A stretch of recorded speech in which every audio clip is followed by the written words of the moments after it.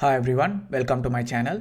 In today's video, we'll be discussing about Snowflake analysis. I'm recording this video on November 21st.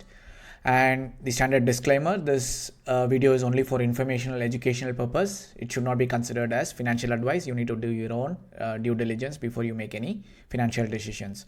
So yeah, and before we get started with the video, also consider joining Patreon community. I have posted the link here if you want to become a better investor and trader, and if you want access to education and premium content and like the momentum report that I publish, it will be published on the Patreon community, and I'll also be sharing more educational content there. So please do consider joining the community. Yeah, it's free right now. You can consider joining. Yeah, so these are the things that we will be covering in today's video. We'll be doing a technical analysis. We'll be trying to look at the chart and we'll try to understand what is happening currently in the market for Snowflake between the buyers and sellers. And we'll also look at why I like Snowflake now.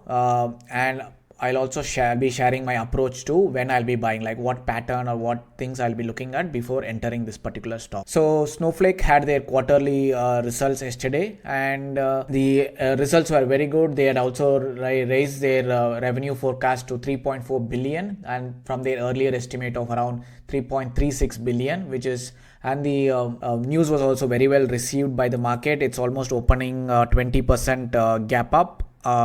As we can see from here, it closed yesterday at around 130 levels, and today it's opening around 156. And now we look at it. We are looking at Snowflake on a daily time frame. Now, if we look at the chart, we can see that Snowflake's price has been below the 200-day moving average, which is shown by this yellow line. Now, I generally do not look at any stocks that are below the 200-day moving line. It's just a rule that most of the traders and investors use. Like, they don't look at chart below the 200-day moving average. Right now, it is pushing above the 200-day moving average, and it has been making, like, if you look at it from here, you can see that it is making a higher high, a higher low compared to this low. This low is higher than this low, and this low is higher than this low. So it's clearly the trend is currently now it's in an uptrend, and the momentum is also picking up because of the good quarterly results. So it has clearly broken out of this one of the resistance levels, which is around the 140 levels, and it is opening gap up. So I will not be immediately entering this huge gap up. I'll be waiting for it to form like some kind of some kind of a continuation pattern. We'll look at that next, like in the subsequent section. But right now, when we look at the chart, we can see that Snowflake is trying to turn around. It's forming a consolidation based pattern, and then it's trying to push out of this 200-day moving average.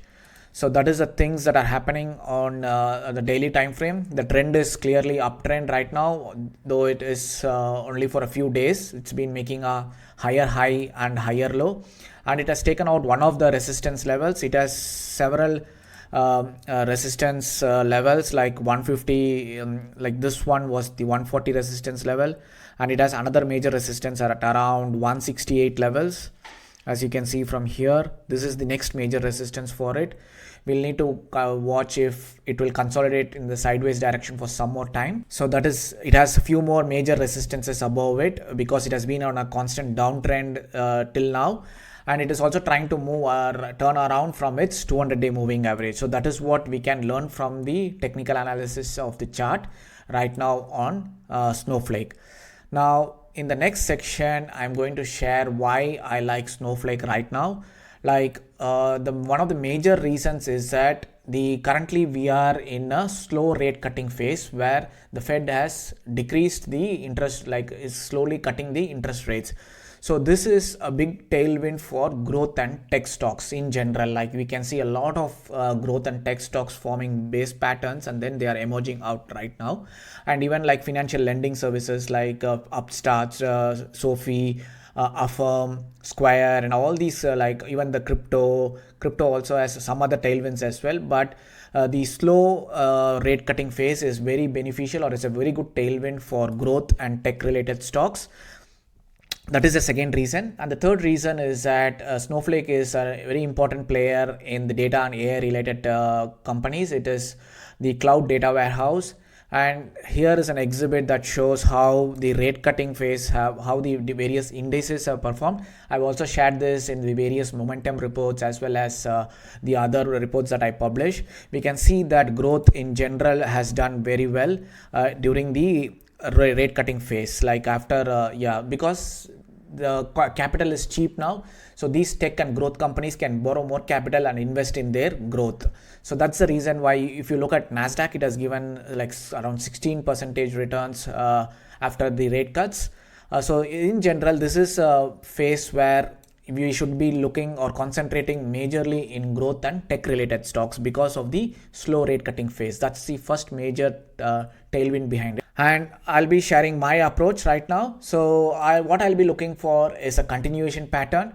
So I'll be looking for anything like a ascending triangle or a flag pattern or a wedge to form, just to know that this gap up is just not a one-off event. I just want more confirmation that I want to see the stock pushing higher with more confidence, like to show that there are a lot of buyers behind it right now, and it has the trend has changed significantly.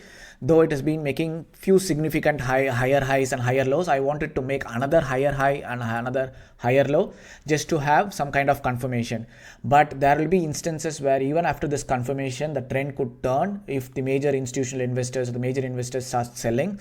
So we are always in a we are playing a prediction game. So if the pattern fails, I will exit it. But if the trend continues and if Snowflake continues to make higher highs and higher lows, I will be holding on to it. So that is what is called as a systematic approach. Like the stock could move in any direction. It could move in upward or in the sideways or in the downward. We should have rules for when we will stay invested, when we will exit, either for a profit or loss, or when we should have a set of objective rules, and we should not be driven by emotional decisions or what other influencers or influencers say. You should have your own set of rules of when you will buy, when you will exit, and when you will stay invested in a particular company.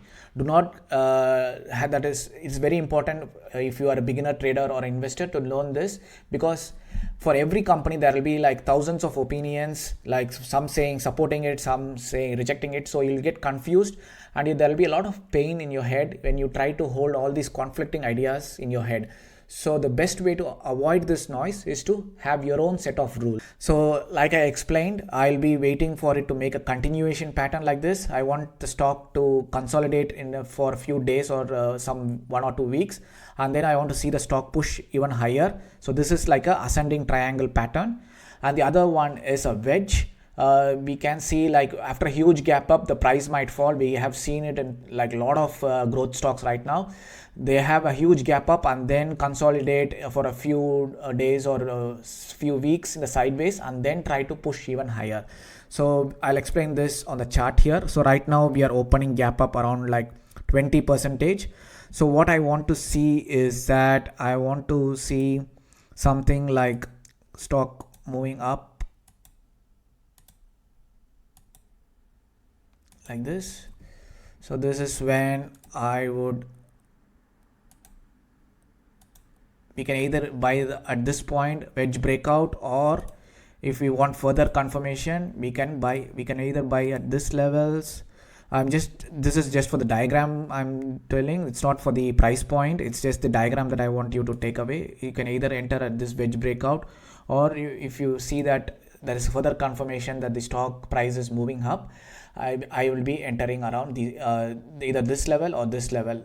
This is like a wedge breakout. This is like an ascending triangle pattern breakout. So these are signs showing that it's a continuation pattern. What do we mean by continuation? Is that the trend is continuing. We have an uptrend here, which shows that we are making higher highs, higher lows. So this is just one higher high and higher low. So what we are waiting for is for the further confirmation that the stock price is making more higher highs and higher lows, so that we have a confirmation of a trend persisting. So that is what we are looking at. And this is my approach, and this is how I usually invest in other stocks as well. If you have learned something new from today's video, do consider joining Patreon. I will be sharing more momentum reports and more chart setups in the community. And please do consider subscribing to this channel as well. And thank you for